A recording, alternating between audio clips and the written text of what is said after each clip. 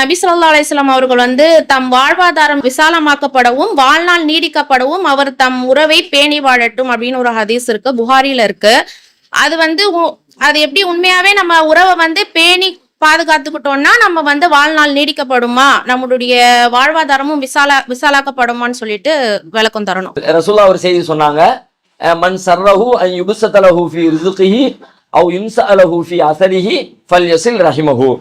யாருக்கு தன்னுடைய வாழ்வாதாரம் விசாலமாக்கப்படுவதும் தன்னுடைய ஆயுள் நீட்டிக்கப்படுவதும் மகிழ்ச்சியை தருமோ அவர் ஃபல்யஸில் ரஹிமஹு, தன்னுடைய உறவுகளை சேர்ந்து வாழட்டும் ரசூலுல்லாஹ் சொன்னாங்க.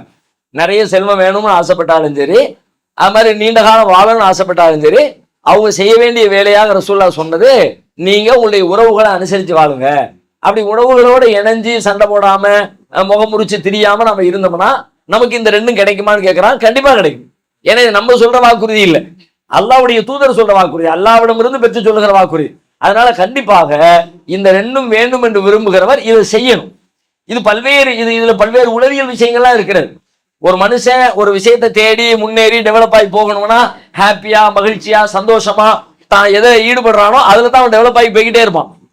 விருப்பம் இல்லாம கவலையில துன்பத்துல ஏண்டா இது எதுக்குடா இதெல்லாம் செய்யறோம் அப்படிங்கிற மன இறுக்கத்தோட ஒரு காரியத்தை செஞ்சாம்னா அவனால அதுல எவ்வளவு பாடுபட்டாலும் முன்னேறவே முடியாது. சில பேர் சில தொழிலுக்குள்ள அடி எடுத்து வைப்பாங்க, 2 வருஷம் 3 வருஷத்துக்குள்ள அவ்வளவு பெரிய உயரத்தை தொட்டுருவாங்க. அதுக்கு முன்னாடி அவரை விட தெளிவா இருப்பாரு, அவரை விட நாலேஜா இருப்பாரு, அவரை விட அர்ப்பணிப்போட அந்த வேலையை செஞ்சுக்கிட்டு இருப்பாரு.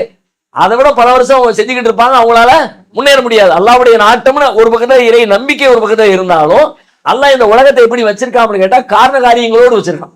அதுல ஒரு காரியம் என்னன்னு கேட்டா, அவர் விரும்பி ரொம்ப இன்ட்ரெஸ்டா இது இன்னும் டெவலப் பண்ணணும் அப்படின்னு ஆசையோட அது டெவலப்பாக அவர் விருப்பத்தோடு செய்யறார். அப்படிங்கும்போது அது குறித்த பாதை எல்லாம் லேசாக்கிக்கிட்டே போவோம். இவர் விருப்பமே இல்லை, ஏதோ செய்ய வேண்டியது வேற வழியே இல்லையே, எனக்கு வேற எந்த தொழிலுக்கும் வாய்ப்பு இல்லையே, வீட்டுக்காரி திட்டுவாள, அவளுக்கு ஒண்ணு போய் மாசம் காசை கொடுக்கணும்னு சொல்லி சொன்னா குடும்பம் நடத்த முடியாது அப்படின்னு ஒரு மன இறுக்கத்தோட நெருக்கடியோட அந்த வேலையை செய்ய ஆரம்பிச்சாங்கன்னா அவங்களால அதுல முன்னேறி எல்லாம் போகவே முடியாது. ஏதோ வரவும் செலவும் ஓடுதுங்கிற லெவலுக்கு அப்படி ஒரு அடிப்படை வாழ்வாதாரமாக அவருடைய வாழ்வாதாரம் சுருங்கும். இதனுடைய பின்னணியில இருக்கிற விஷயம் என்னன்னு கேட்டா, ஒரு மனிதனுடைய மகிழ்ச்சியான நிம்மதியான மனதை அதற்கு பின்னால் வச்சிருக்காங்க. ரசூலுல்லாஹ் சொல்றாங்கல்ல, இன்னமல் அமாலு பின்னியாத், உங்களுடைய செயல்கள் எல்லாமே எப்படி வெளிப்படும்னு கேட்டா உங்களுடைய எண்ணங்களின் அடிப்படையிலான செயல்கள் வெளிப்படும். இப்ப சிறந்த செயல்களும் முன்னேற்றத்துக்குரிய செயல்கள் எப்ப வரும்? எண்ணம் தூய்மையாகவும் உள்ளம் தெளிவாகவும் இருக்கிற பட்சத்துல தான் நடக்கும். அந்த தெளிவு எப்ப கிடைக்கும்னு கேட்டா உறவுகளோடு அனுசரித்து சேர்ந்து சந்தோஷமா இருக்கிறோம். அப்படி ஒரு அது சைக்காலஜிக்கலா ஒரு பெரிய பலம்.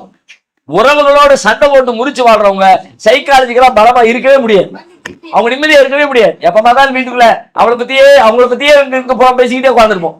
அவன் போயிட்டா நம்ம பாத்தியா, அவன் தம்பி வந்தா நம்ம கேட்டியா, நீங்க அவனும் ஹாப்பியா இருக்க மாட்டான்.